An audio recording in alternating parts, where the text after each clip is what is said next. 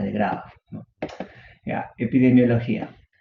Edad promedio, 68 años, entre 60 y 70 años, más en varones que en mujeres. No es tanta la diferencia, ¿no? Aunque dicen que las mujeres igualan a los varones cuando son posmenopáusicas, ¿no? Después de los 50 años, eso como que se iguala más o menos.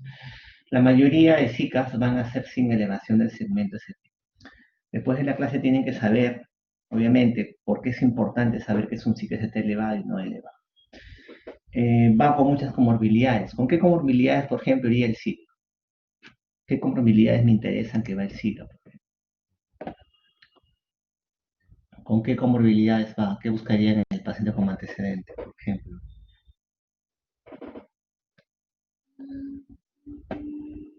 ¿Qué esperan encontrar un paciente con SICA? Dislipidemia, diabetes, ¿qué más? Aparte de diabetes y dislipidemia, ¿qué más? HTA, muy bien. Ya lo que todo el mundo me dice, ¿qué más? Algo que nadie me ha dicho todavía, que me aumenta mucho el riesgo de Zika. Me aumenta la calcificación de las arterias en general. Una patología crónica que me calcifica las arterias, no, calcifica, no inflama. Falla renal crónica, insuficiencia renal crónica. Los renales crónicos se mueren de infarto, se mueren de eso. Están calcificadas sus arterias. Y la diálisis, aunque no lo crean, me acelera ese proceso. Bueno, es un tema aparte. Para hablar de Zika tenemos cuadro clínico, biomarcadores, como dije, o sea, enzimas cardíacas y alteraciones en el electro. Esta clase no es de KG, ¿no? Pero hay una serie de alteraciones que me van a definir lo que es Zika. Vamos a ver las siguientes diapositivas. Ya. Cuando hablamos de Zika ST no elevado, hablamos de una oclusión parcial de la arteria coronaria. Cuando hablamos de Zika ST elevado, esa elevación del ST se da por una oclusión total de la arteria coronaria, completa de la arteria coronaria. Nosotros hacemos el diagnóstico de Zika con lo que es la presentación clínica y con lo que es el electrocardiograma. ¿Ya? Para lo que es diagnóstico en historia clínica de síndrome isquémico coronario agudo, yo requiero clínica, torácico típico y electrocardiograma. Con eso hablo yo de Zika. Cuando el paciente solamente con clínica, con angina, ¿qué le pongo a la historia clínica? Dolor torácico. Dolor torácico. Cuando ya tengo el electro y hablo de Zika. Y hablo de Zika ST no elevado y ST elevado. Esto de elevación o no del ST en realidad se debe a la oclusión parcial o total de la arteria coronaria. Parcial ST no elevado, total ST elevado. Si esta obstrucción parcial o total persisten en el tiempo, se produce lo que es el infarto. El infarto. En el caso del Zika ST elevado, progresa a lo que es un infarto ST elevado. En el caso del Zika ST no elevado, puede pasar a lo que es un infarto ST no elevado, lo que antiguamente se conocía como IMA no Q o IMA subendocárdico. Cuando hablamos de Zika ST no elevado, ¿ya? ST no elevado, este puede ser de dos tipos, o es una angina inestable, o es un infarto ST no elevado, llamado también IMA no Q. ¿Cómo hago la diferencia entre una angina inestable y un SIC ST no elevado? Un SIC ST no elevado quiere decir que el segmento ST no se lee, o sea, hay otras alteraciones en el electro. Por ejemplo, inversión de T. Este SIC ST no elevado viene con un torácico, inversión de la onda T. ¿Cómo puedo saber si eso es una angina inestable o es un infarto no ST elevado, antiguamente llamado IMA no Q? ¿Cómo haría esa diferencia? Con enzimas cardíacas. ¿Ya? La elevación de biomarcadores, o sea, enzimas cardíacas, me hacen diagnóstico de infarto. Infarto. Basta que sean elevadas, yo hablo de infarto. Infarto ST elevado, que viene de una oclusión completa de la coronaria, ¿no? Lo que es el SIC ST, lo que es el SIC con elevación del segmento ST, y lo que es el infarto subendocárdico, llamado ahora infarto ST no elevado, que proviene del SIC ST no elevado. Entonces, clínica y con electro, yo hago el diagnóstico de Zika. ¿Ya? ST no elevado y ST elevado. Con las enzimas cardíacas yo voy a hablar de infarto. ¿Ya? Donde yo tengo que abordar al paciente y decidir qué hacer con él, con el paciente, es acá. Es con clínica y con electrocardiograma. Con la clínica y con el electrocardiograma, yo ya sé qué tiene el paciente. Si que se esté elevado, es no elevado, y con eso yo sé qué cosa hacer. ¿Por qué es importante? Pueden adelantar en definir si tiene elevación del ST o no elevación del ST, porque es importante en la terapéutica final. ¿Qué le voy a ofrecer a uno y no al otro? ¿Por qué sería importante definir de arranque si es ST elevado o ST no elevado? ¿Por qué es importante? ¿Qué le ofrezco al uno que no le ofrezco al otro? ¿Ya? Al Zika ST elevado yo le voy a ofrecer reperfusión inmediata. Esa reperfusión, ¿con qué puede ser? ¿Cómo puedo reperfundir? Cuando hablo de reperfusión, hablo de abrir la arteria, abrir la arteria. ¿Cómo abro esa arteria? ¿Qué le ofrezco para abrir esa arteria? Uno, fibrinolisis. Dos, ¿qué más le puedo ofrecer? Angioplastía, ¿no? Un cateterismo cardíaco. Entonces, al Zika ST elevado, yo le ofrezco reperfusión inmediata en ese momento. Al Zika ST no elevado, puede que también lo reperfunda, pero más adelante. Esa es la gran diferencia.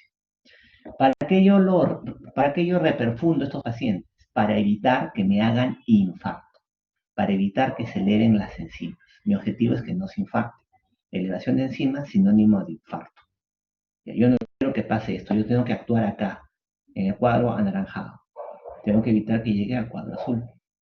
Entonces, la decisión terapéutica yo la tomo con clínica y con electro, no la tomo con enzimas cardíacas. No puedes tener un paciente con angina, con un electro, con elevación del ST en emergencia, y ese paciente que espera. No, estamos esperando a otro que lleguen las enzimas cardíacas para ver qué hacer. No, no, no. Tú defines qué hacer con el paciente, con clínica y con electro. Muy bien. Bueno, los tipos de infartos, para que los conozcan, los que quizás no sepan que existen, hay 5 tipos de infartos. Si quieren fastidiar a alguien, pregunta, ¿cuántos tipos de infartos conoces? 1, 2, 3, 4, 5, mira. Tipo 1, es el más frecuente, digamos, ¿no? Debido a enfermedad coronaria aterotrombótica, ¿no? Oclusión coronaria por un trombo, bueno, lo más común. Tipo 2, alteración entre el aporte y demanda en el miocardio de oxígeno, típico de la enzima de la angina con vasoconstricción. Tipo 3, eventos fatales antes de la detección de biomarcadores. ¿Cómo se mastica esto? La muerte súbita, un paciente muerto en la calle, súbitamente. En la necropsia te das cuenta que es un infarto, un infarto que no lo pudiste ver a tiempo, ¿no? Que rápidamente produzca un evento súbito, digamos, en el paciente. El infarto tipo 4, que se puede deber a eventos relacionados con procedimientos coronarios, le haces un cateterismo al paciente y se ocluye la coronaria. Y el infarto tipo 5, que se debe más que nada a cirugías. Los que más van a ver, obviamente el que más van a ver es el tipo 1. ¿Ya? El tipo 1, solamente para conocimiento de esto. Ahora se habla de eso, tipos de infarto y miocardio. Cuadro clínico. Recuerden que el dolor es retroesternal, no es precordial, es retroesternal. De más de 20 minutos, de reciente inicio, que aumenta en frecuencia, y la irradiación. Esto es lo que se conoce como lo que es una angina típica. Angina típica. ¿Ya? Dolor torácico. Obviamente, aumenta la probabilidad de que este dolor torácico sea por un Zika si es que estamos frente a ciertos pacientes. ¿Qué pacientes, por ejemplo? De más de 60 años, sexo masculino, con las posmenopáusicas igualan ahí, antecedentes familiares, diabéticos, CRC, enfermedad coronaria crónica. Es muy distinto que te venga un paciente de 20 años con ese cuadro clínico, que no sea, a que te venga un diabético de larga data con ese cuadro clínico. Tú ya sin electro, tú piensas que es un Zika, ¿no es cierto? O sea, aumenta la posibilidad, obviamente, de las comorbilidades. Ahora, hay pacientes que no vienen con angina, que vienen con lo que son equivalentes anginosos. ¿Qué significa que viene anginoso? Que no viene con angina, sino que en vez de angina hacen otro cuadro clínico. Por ejemplo, ¿qué hacen? Disnea, náuseas, vómitos, sudoración, fatiga, síncope. Ya, síncope. Entonces, un paciente con diabetes, que viene con disnea de pocas horas de evolución, que viene con vómitos, con náuseas, sudando, o síncope simplemente, es una posibilidad que sea un Zika. ¿ya? Son equivalentes anginosos. ¿Quiénes hacen esos equivalentes anginosos? ¿Quién me dice? ¿En qué pacientes quizá no se presente como angina, sino se presente como un equivalente anginoso? ¿Qué pacientes? Diabéticos. Muy bien. ¿Quién más?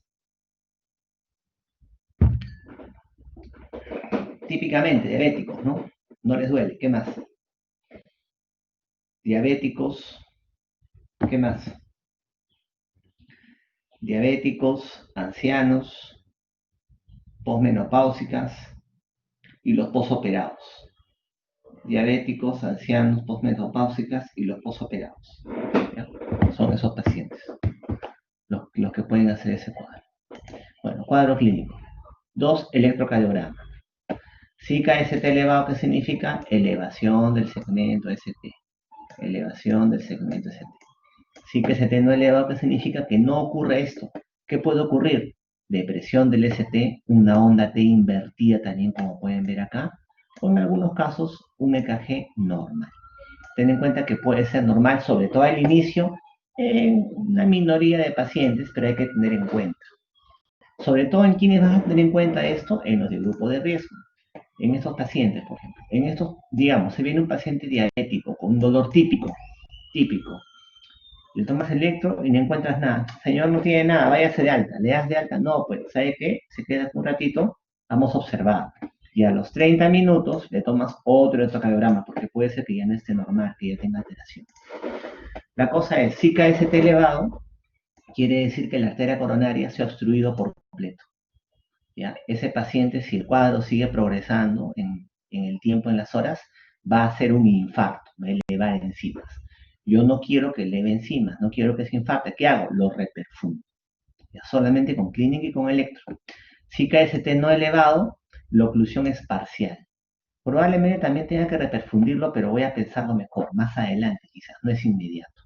No es inmediato. O sea, la decisión terapéutica la tomo con clínica, con electro. Insisto, porque es común a veces en emergencia un paciente con angina, y si ese paciente con angina, doctor, estamos esperando que nos lleguen las enzimas. No, tú defines con clínica y con electro. Miren los controles. Un paciente diabético con angina, con EKG normal, suave, ¿eh? Ya sabes, señor, espérese un rato, vamos a tomarle un control. Ojo. Biomarcadores. Mira, este cuadro es de la revista española del 98. ¿Qué me hablaban ahí? Mioglobina, CPK, DHL, el último troponinas. Ya, olvídense de la mioglobina, olvídense de la CPK y por supuesto de la DHL. Quédense con las troponinas. Seguramente por ahí les han dicho que la mioglobina es el que más precoz se eleva en el infarto, sí, puede ser, ya, pero eso ya no se usa, ya. Un concepto que todavía algunos nos siguen enseñando, pero en realidad ya no se debería enseñar y ya no se debería usar. Quédense con lo que son las troponinas. Son los biomarcadores más sensibles. ¿Ya? Las troponinas se elevan grandemente en el infarto, vamos a poner con otro color, grandemente con el infarto en las primeras horas y cae lentamente y puede persistir hasta los 14 días incluso. En cambio, lo que es la CPK-MB, que todavía algunos lo piden, la CPK-MB se lee igual en las primeras horas, pero cae también rápidamente.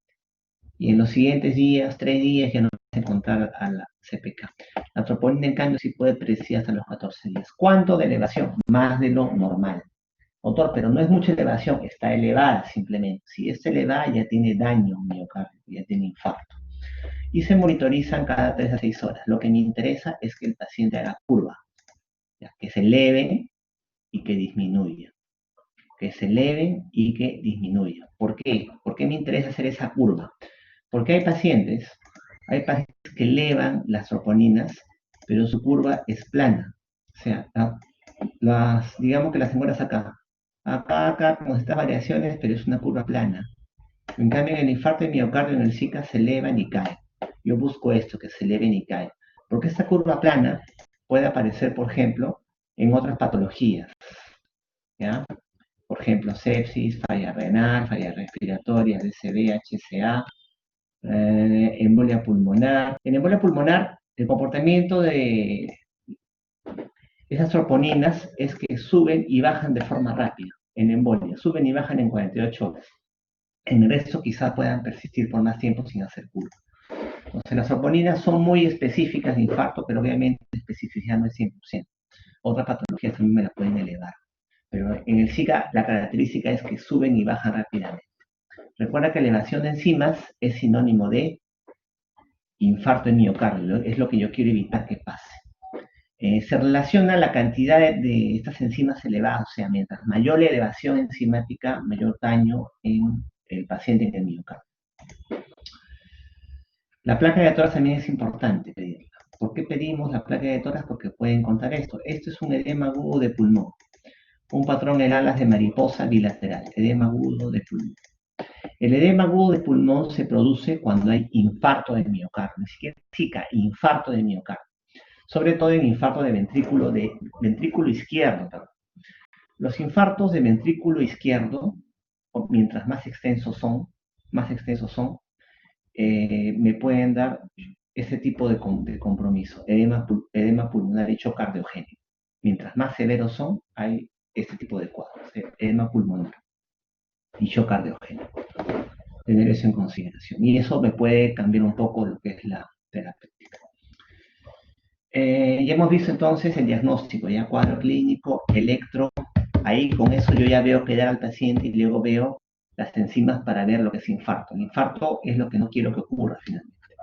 Luego tenemos los scores de riesgo. Hay algunos scores que tienen que saber que existen, ¿ya? Existe el score TIMI, ¿ya? Que me evalúa riesgo temprano a los 14 días de mortalidad. Tiene algunas variables, cada una con un punto, y según eso está el riesgo del paciente. A más puntos, más riesgo temprano a los 14 días de mortalidad. Y luego tenemos el score GRACE, que es más complicado, ¿eh? Tiene 8 variables, y según el puntaje que me dan, el riesgo a los 6 meses. TIMI y GRACE, quiero que sepan que existe. Este score GRACE no es tan sencillo, ¿eh? Mira, estas son las variables, pero cada variable pues se subdivide, ¿no? Según valores de presión, según frecuencia cardíaca, según la edad, según la creatinina, y es toda una sumatoria y tienes el riesgo del paciente. Los scores, recuerda, a mí no me interesa que te los memorices. Yo quiero que sepas que existen los scores de riesgo y tienes que saber cómo usarlos. Va a ver el riesgo en el paciente para saber qué hacer. Recuerda que toda enfermedad es leve, moderada, severa, ¿no? Y según eso tú das la mejor indicación en el paciente. Entonces, score TIMI y score GRACE existen para valorar riesgo de mortalidad en pacientes con cuadros coronarios agudos. Ahora sí, finalmente, ¿qué hacemos con el paciente? Terapéutica. ¿Y qué medidas terapéuticas debo tomar con los pacientes? Medidas generales. Reperfusión, antiagregación, anticoagulación, antiisquémicos analgésicos y otros fármacos. ¿Ya?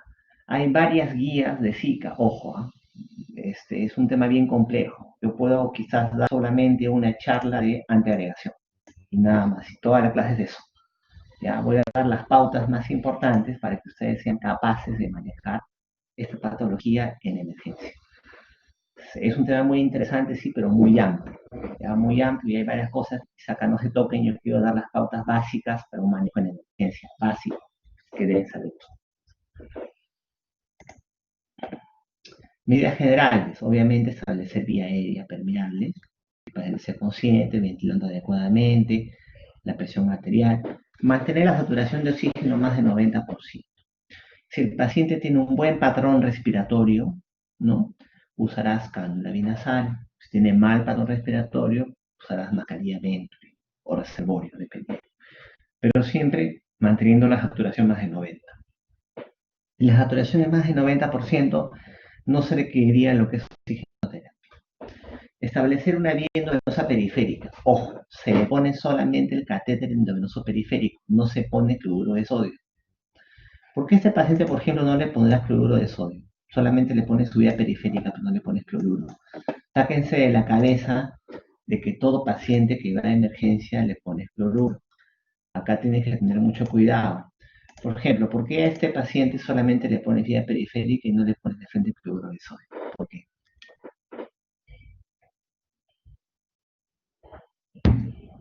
¿Qué se les ocurre? Exacto. Tengan en cuenta que tú no sabes un infarto o no, finalmente, qué tanto daño en el miocardio. Si es un infarto de ventrículo izquierdo, un infarto de cara anterior, puede hacer shock cardiogénico, edema pulmonar, puede hacer edema pulmonar el paciente. Tienes que tener mucho cuidado con eso. La arritmia más frecuente asociada a Zika es la fibrilación auricular, que se manejará según lo que ustedes conocen. Igualito, con digitálicos o amiodarona, o bueno, ya verán según cada paciente, medidas generales. Entonces, algo incluso antes que eso, reposo absoluto en el paciente. No es que el paciente llegue a emergencia, pues señor, vaya a sacar su historia clínica, el paciente con su angina, pues, ¿no? Va a hacer su cola. O sea, llega un paciente sospecha de Zika, reposo absoluto. En la camilla lo echas y se quede ahí. Y aplicas todo eso. Ya. Luego, ¿qué hacemos? Evaluar la posibilidad de reperfusión. Y la reperfusión, o sea, abrir la arteria, se lo ofrecemos de forma inmediata al Zika ST elevado. Al Zika ST elevado le ofrecemos reperfusión inmediata. ST elevado ya está, o sea, tú defines con clínica y con electro las enzimas que sigan esperando. Idealmente, ¿qué usamos? Idealmente usamos angioplastía. Angioplastía significa abrir la arteria. ¿Y cómo abrimos la arteria? Con un procedimiento llamado cateterismo cardíaco. El cateterismo cardíaco es el acto que tú pones el catéter por la arteria coronaria. Y cuando tú abres la arteria coronaria se llama angioplastía. Por eso algunos se confundirán, cateterismo, angioplastía. Bueno, es casi lo mismo, ¿no? Cateterismo es el procedimiento. El hecho de abrir la arteria es angioplastía. ¿Ya? Angioplastía es lo ideal, idealmente angioplastía, pero es lo mejor angioplastía. Tengo chance para hacer eso hasta 12 horas de evolución de lo que es el Zika. Y si el paciente tiene shock cardiogénico en cualquier momento. Doctor, es un Zika elevado con 5 días de evolución y shock cardiogénico. Mételo en angioplastía. ¿Ya? Angioplastía idealmente en las primeras 12 horas. Pero puede ser de 2-3 días con shock cardiogénico, igual tú lo metes. Si mi hospital no tiene angioplastía de emergencia, le ofrece fibrinolisis. Y tengo chance para fibrinolisis hasta las 6 horas de evolución. Algunos creen que lo mejor es fibrinolisis. Lo que pasa es que es lo que hay pues, en tu hospital, en el 2 de mayo, ponte. Tengo esos fibrinolisis, acá, le puedo ofrecer eso. ¿Hay angioplastía en un hospital? Sí, pero no hay angioplastía de emergencia. Hay programada, ¿no? O sea, angioplastía de emergencia significa que tengo que tener a un médico especialista en hacer esto, ¿no? Al hemodinamista en emergencia 24 horas. O sea, que llegue tu paciente con un ciclo elevado y lo metas de frente a sala. Si es eso que le puedo ofrecer, fibrinolisis. Pero tengo chance máximo 6 horas. Se fibrinoliza al ciclo ST, no se fibrinoliza al ciclo ST no elevado. El ciclo ST no elevado no se le ofrece fibrinolisis. Paradójicamente, por horaria, como es una oclusión parcial, dice que la trombina se puede soltar ese trombo y al final la puede subir más. Y aparte no sirve fibrinolisis en ciclo ST no elevado. Sí sirve como alternativa en el ST elevado. Entonces, primera línea hacía una línea fibrinolisis. Máximo hasta 6 horas de evolución. Tiene 7 y 8 ya no es factible, ya no tiene beneficio. Recuerda que la fibrinolisis me puede producir sangrados en el paciente. Entonces, la reperfusión ideal es con anestesía. Te meto por un catéter, por la arteria femoral, por la arteria humeral, llego a las coronarias, abro las coronarias, le coloco finalmente un stent, una mallita para que la arteria permanezca abierta. Eso es lo que se llama un stent, idealmente.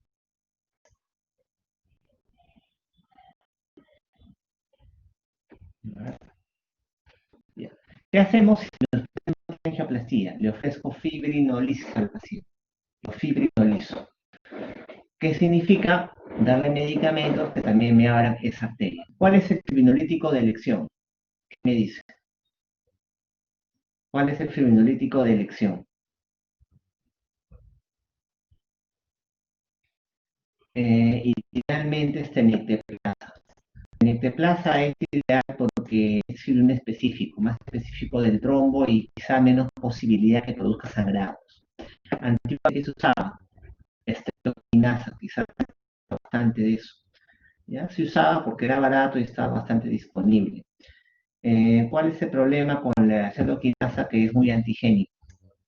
Como es muy antigénico, ¿qué significa? Que en una segunda puesta de cetoquinasa el paciente podría hacer una reacción anafiláctica muchas veces. ¿Ya? Por eso que se usaba una sola vez. Entonces, un siguiente Zika ya no se podía aplicar nuevamente. Lo que más hay en los hospitales ahora, ¿qué cosa hay? Lo que más hay ahora en los hospitales es Alteplast.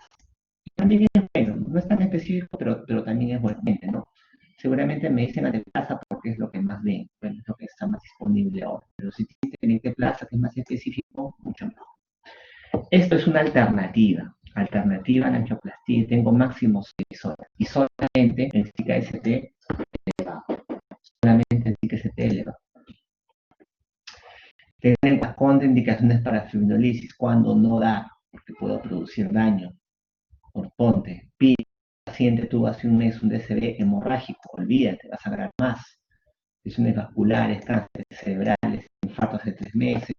O sea, cualquier patología puede condicionar sangrado importante, riesgo de muerte, obviamente piña. No puedo ofrecerle eso. Idealmente sería fibrinolisis.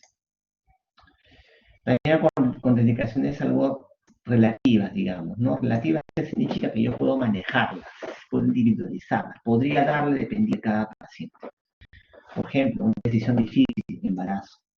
Me puede inducir un aborto, sí, pero si la mamá se muere, también se muere el feto. Entonces, hoy no le doy, tienes que decidirlo en ese momento. Podrías dar, con relaciones es según cada paciente. El médico lo valora junto con el paciente. Ya, entonces si KST elevado se refunde, sí o sí, inmediatamente. Si KST no elevado, también se reperfunde. También se reperfunde, pero depende del paciente, del riesgo que tenga cada paciente. Puede ser igual inmediata, las primeras 2 horas. Tiene falla cardíaca, inestabilidad hemodinámica y cargas ventriculares. Un poco difícil, ¿ah? Que un CKST no elevado le dé un cuadro de arritmias ventriculares, una inestabilidad hemodinámica, porque finalmente es una arteria que no se obstruyó por completo. Pero esto tiene que ser inmediato. Puede ser temprana, hasta las 24 horas, dependiendo también de algunas características. Un Grace más de 140, elevación de enzimas. Electiva hasta 3 días en algunos otros pacientes diabéticos, con falla renal, angina postinfarto, Grace 109, 140. Entonces, dependiendo del riesgo del paciente, también ofrezco reperfusión. Ojo, con angioplastía, acá es angioplastía, no se ofrece, sí que es eteno elevado, fibrinolisis. No se ofrece en sí que es eteno elevado, fibrinolisis. ¿Ya? Paradójicamente se ha visto que la arteria se puede obstruir más de la cuenta, ¿ya? Porque la trombina se libera y se puede obstruir. Esta estrategia que se llama conservadora, guiada por isquemia. Estos pacientes yo más bien voy a observarlos. Algunos pacientes con algunas características de bajo riesgo, digamos, que tengan CKGT no elevado, yo no voy a pensar de arranque reperfundirlos, sino en darles manejo médico, ¿no? Sus antiagregantes y observarlos.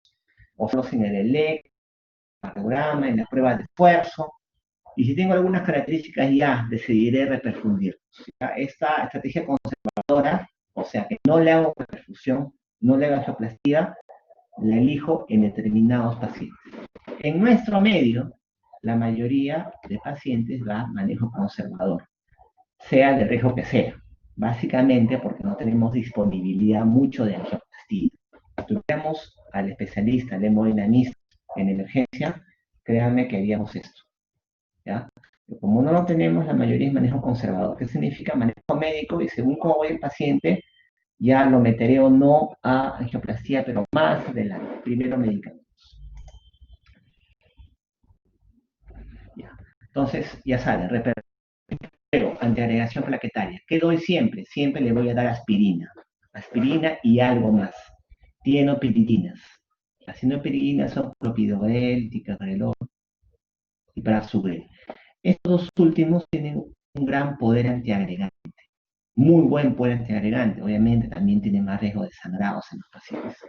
Siempre es antiagregación doble. Aspirina más clopidogrel. De aspirina, 325 miligramos, masticada y tragada, masticada para mejorar la absorción con clopidogrel,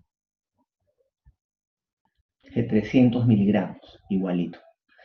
Si el paciente va a ser sometido a fibrinolisis, voy a elegir para perfusión, le doy aspirina con clopidogrel.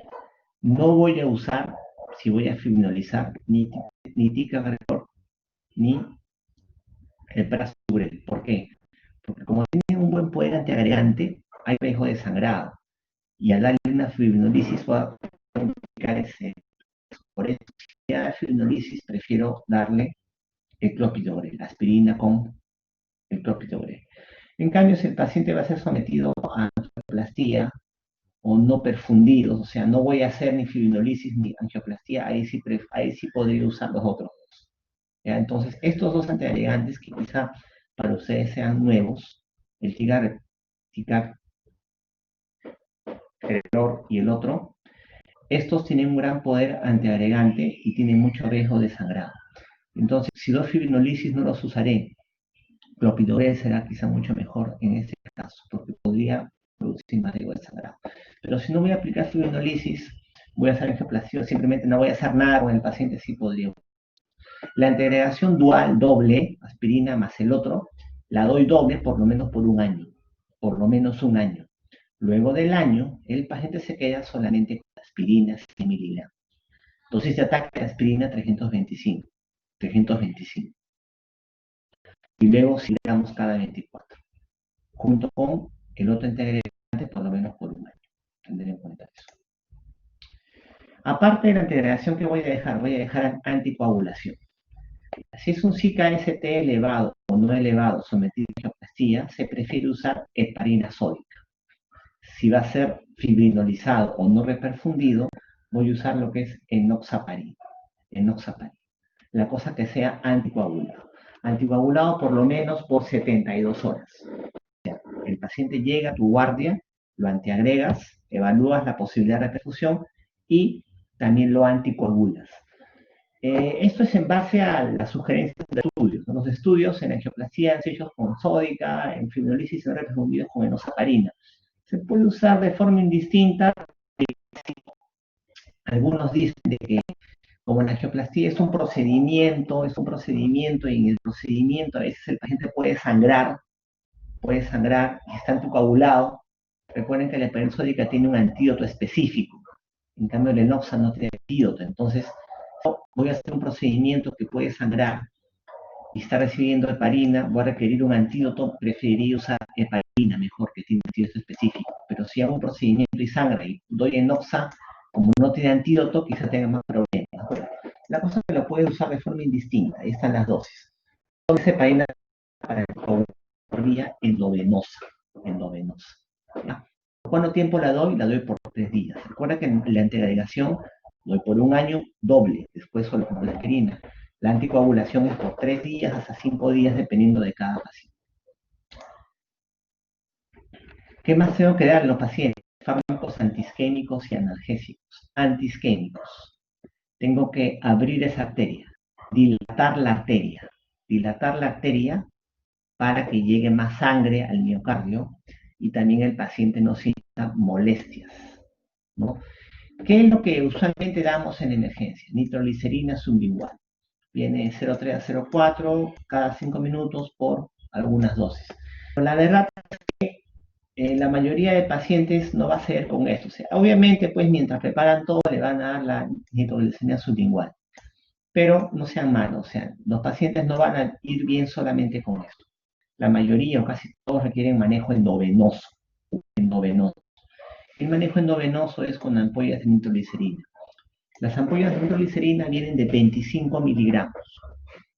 ¿Ya? Se colocarán 2 ampollas de 25, o sea, 50 miligramos, y se pone bomba de infusión a 5 mililitros por hora, 5 C por hora.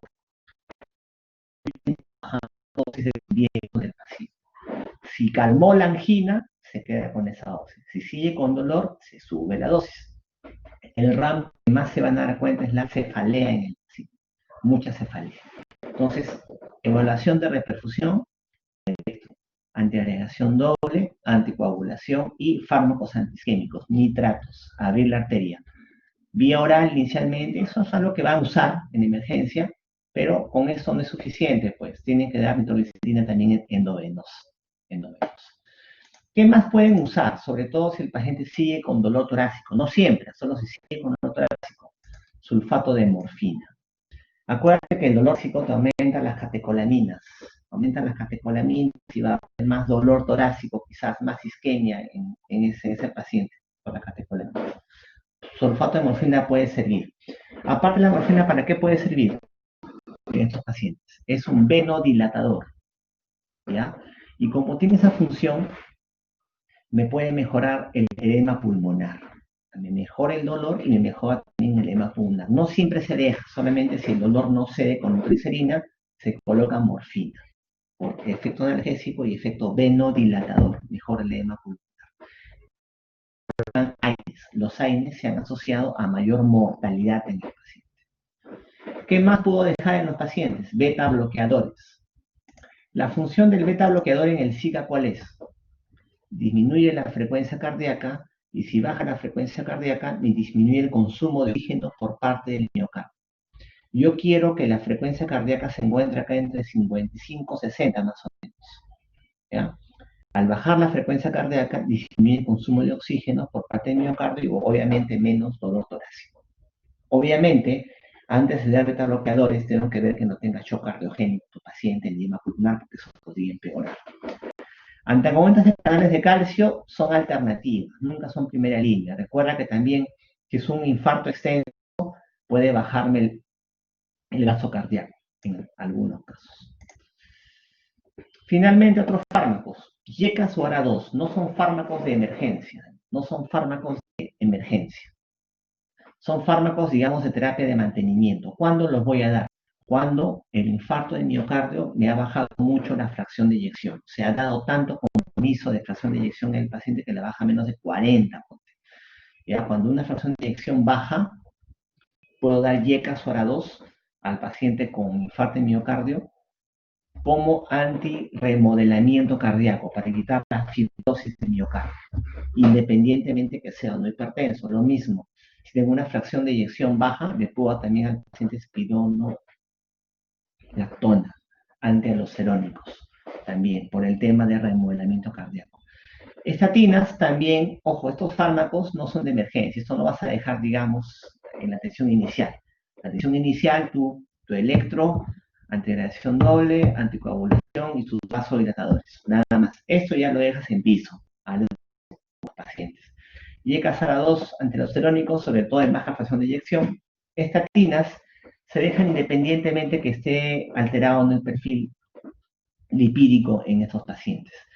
Tienen función, pues, antiinflamatoria endotelial, ¿no? De preferencia es atorvastatina, 80 miligramos al inicio diario, por mucho tiempo. Y los otros fármacos que también tienen acción antiagregante se usan en algunos determinados casos sometidos a angioplastía. Sobre todo acá me interesa que sepan hacer el diagnóstico de Zika. Es con clínica y es con electro, con clínica y con electrotides. Sin que esté elevado, se va a la reperfusión inmediata, idealmente angioplastía. No tengo angioplastía, fibrinolisis. Sí que esté no elevado, también se reperfunde dependiendo del riesgo. Hay lo que es la estrategia conservadora. En algunos pacientes de no mucho riesgo, mejor manejo médico y les hago prueba de esfuerzo, ecocardiograma, electros, a ver si fundo más adelante. Acá en el Perú, a la fuerza, al sí que esté no elevado, le hacemos manejo conservador, porque no tenemos a disposición angioplastía. ¿Ya?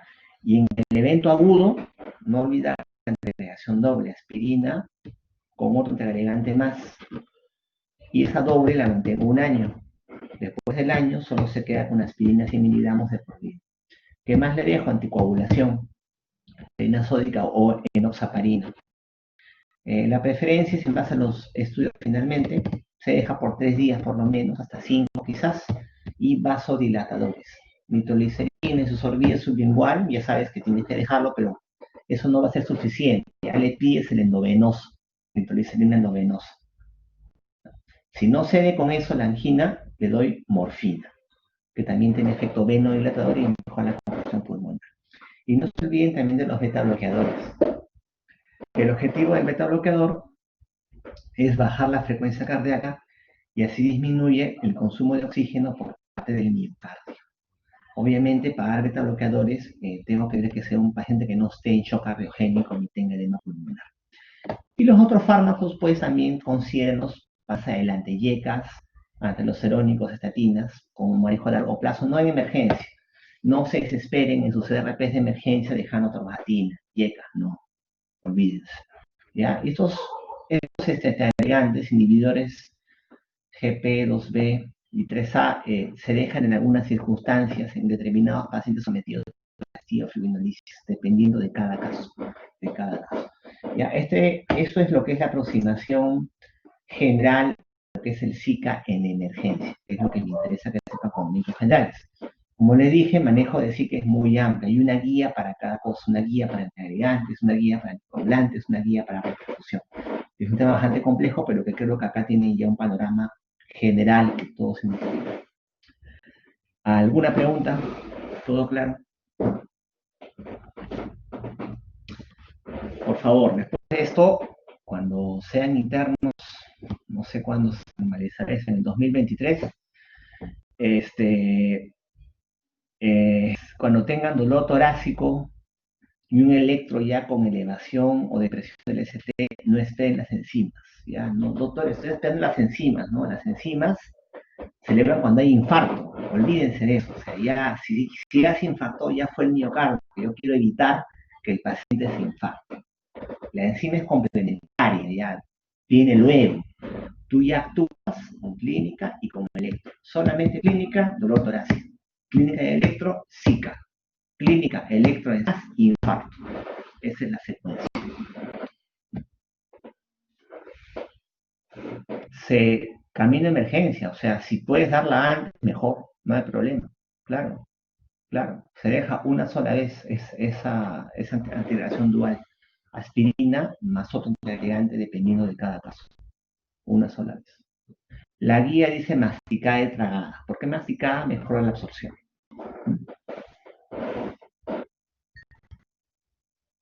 ¿Otra pregunta?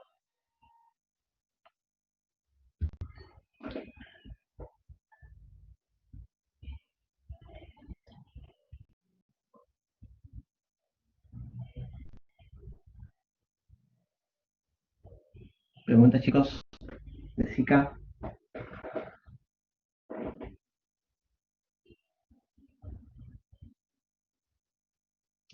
Bueno, los invito a ampliar ese tema de todas maneras. No es una visión general, acuérdense. Los invito a ampliar un poco sus conocimientos en base a Zika, a los determinados puntos.